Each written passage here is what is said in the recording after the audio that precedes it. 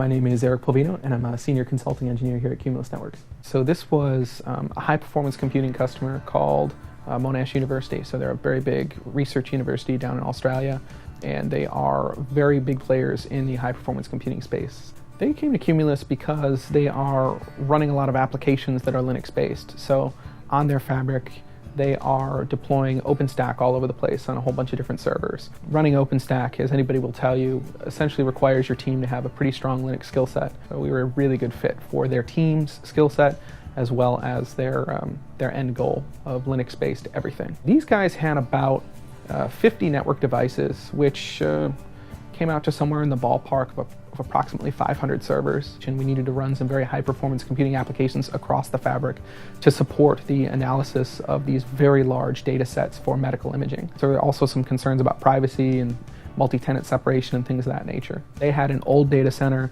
and a brand new data center that had no equipment in it. So they had about 2 or 3 weeks to essentially turn down their old data center, migrate all the servers over, and turn up the new data center.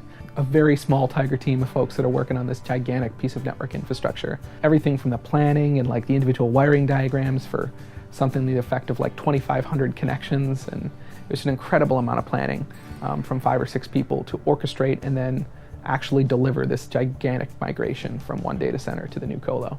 It was one of those scenarios where like the train is moving down the tracks before the tracks are even really fully built.